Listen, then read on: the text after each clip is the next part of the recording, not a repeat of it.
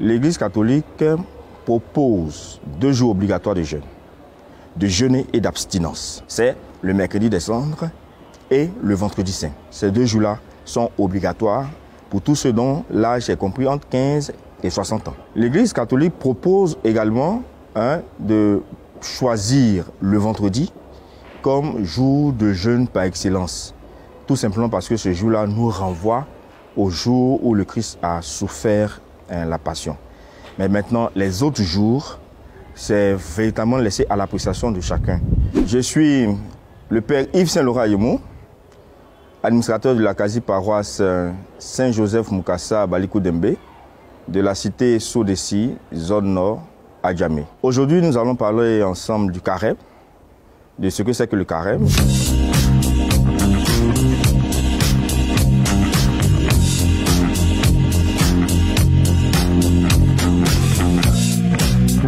Le carême vient d'un thème un peu lourd, latin, quadragesima, qui renvoie à 40 jours.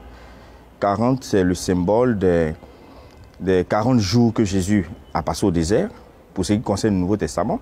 Et dans l'Ancien Testament, c'est les 40 années que le peuple d'Israël a passé dans le désert, de sa sortie d'Égypte jusqu'à la terre promise. Et donc, ces 40 jours vont nous préparer à la célébration de la Pâque, qui est la fête centrale, la fête centrale du christianisme, de la foi chrétienne. Et pendant ces 40 jours, le peuple est amené à se détourner de ce qui l'éloigne de Dieu pour s'attacher justement aux choses, aux paroles qui le rapprochent un peu plus de Dieu. Le temps de carême débute le mercredi des cendres. Et pour cette année, ça sera le 2 mars.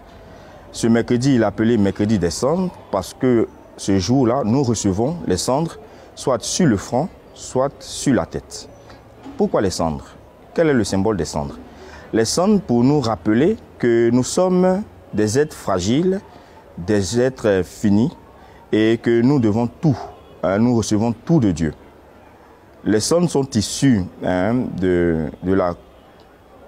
des rameaux séchés qui sont consumés et c'est le reste que nous appliquons après, bien sûr, une prière de bénédiction.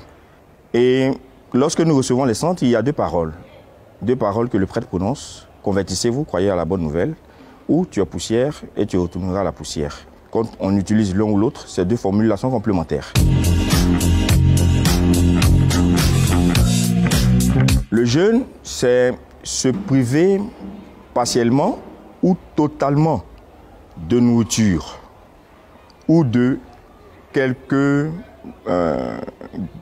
chose, pourvu que cette privation nous permette de nous tourner résolument vers Dieu. Comment se fait le jeûne? Comment se fait la privation?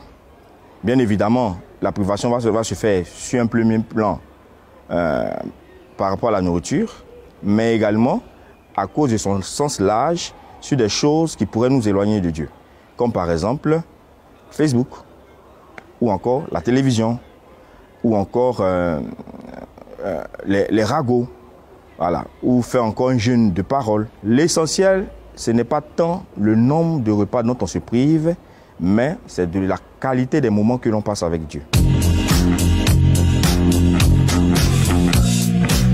Dans l'Église catholique, il y a 2 catégories.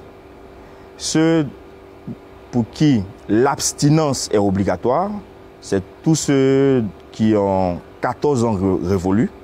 Ça, l'abstinence est obligatoire. Et puis pour ceux qui doivent se priver de nourriture, c'est à partir de l'âge de 15 ans jusqu'à 60 ans accompli. Au-delà de 60 ans, on ne se prive pas de nourriture et en dessous de 15 ans, on ne se prive pas de nourriture. La raison, elle est toute simple. On ne veut pas mettre en péril la vie des gens.